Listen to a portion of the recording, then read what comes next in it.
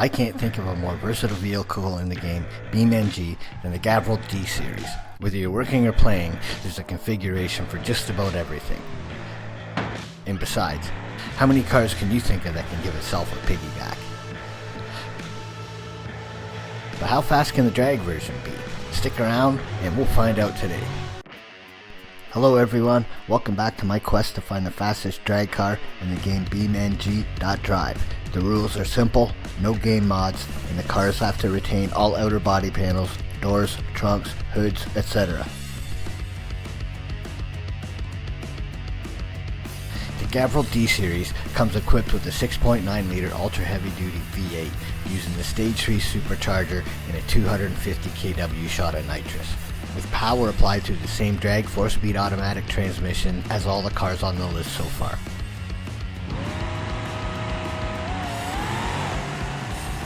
As always, to set a benchmark, the first run with the D-Series is with the default setup without the use of nitrous. After probably the most boring run down the drag strip I've made in a while, the D-Series runs a 10.37 at 124 miles per hour, which is, as far as I can recall, the slowest first pass of all the cars on this list so far, by a lot. At this point, I was a bit skeptical if it was even worth going through the process with this truck, if there was no way it was ever going to run at least close to the other cars in the series. But I'm committed to seeing this series through, so I turned on the default 250 kW shot of nitrous and gave it another go.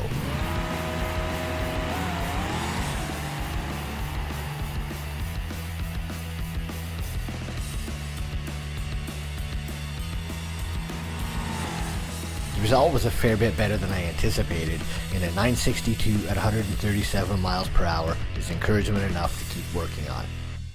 The next order of business is to try to get rid of some of that unnecessary weight.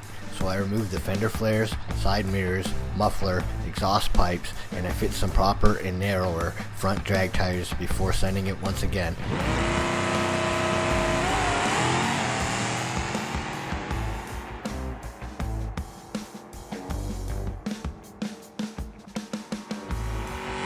Improving to a 950 at 139 miles per hour. Most of the cars on this list are using at least a 300 kW shot of nitrous, and now run deep into the 7-second zone. The only way we're going to get this thing to run anywhere close to those numbers is if we find a lot of power.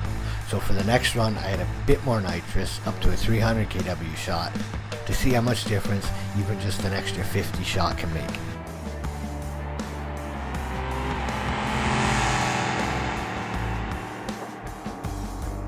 The difference is more than a quarter of a second and 5 miles per hour, as we have a new best of 9.236 at 144 miles per hour.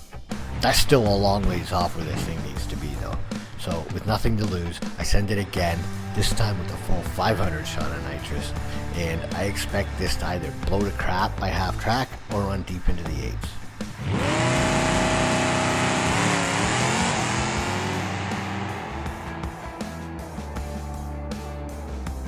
Well, it didn't blow up, and it did run deep into the 8s with an 8777 at 153 miles per hour.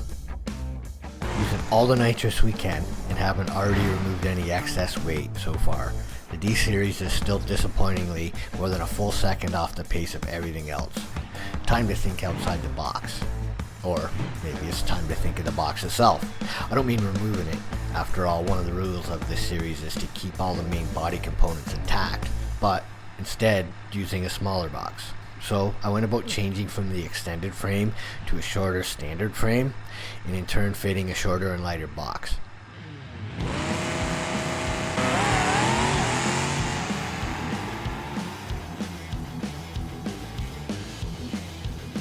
The result of this experiment is an 8.800 at only 145 miles per hour after riding on the rev limit the last couple hundred feet of the racetrack.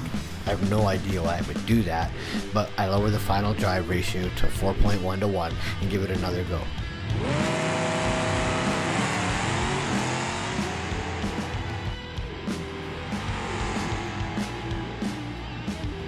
The result this time is a new best elapsed time of 8.690 at 155 miles per hour. Not nearly what I hoped for, but it did prove to be better. In order to get the truck off the line smoothly so far, I've had the nitrous set to activate in second gear. With nothing much to lose, I lower the truck's spring heights to prepare for the full 500 shot of nitrous to hit the moment the trans brake gets released.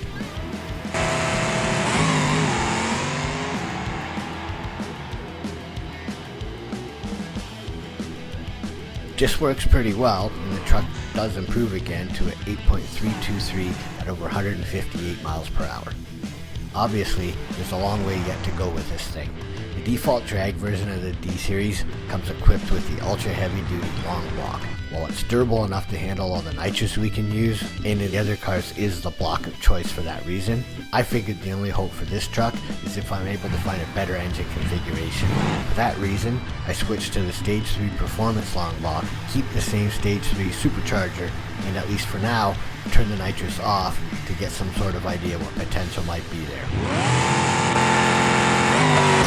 Or not. The first attempt with this new configuration results in our new engine blowing itself to shit. The reason the heavy duty blocks are sometimes better is that the performance blocks tend to be a bit more fragile. I realized immediately that there was no point carrying the 10 pounds of nitrous anymore if this thing can't survive on its own without it. So with that removed, I make a couple more runs lowering the rev limiter each time until the new engine would finally survive all the way to the finish line.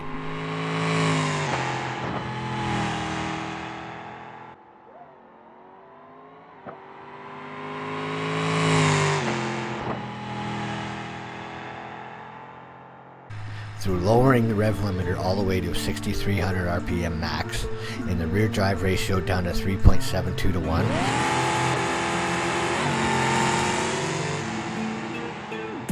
the final pass with the truck would net a massive improvement in a respectable best ET of 7.806 at 166 miles per hour. That lands the Gavril D-Series at number 5 on the list of fastest no-mod drag cars in BeamNG, also known as last place for now.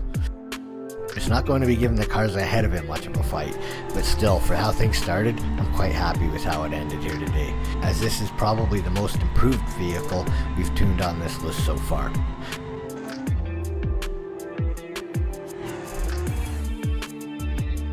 So there you have it. Thanks for watching. As always, if you enjoyed this, hit that thumbs up. Don't forget to subscribe and hit that bell and all the rest, and we'll see you next time. Bye.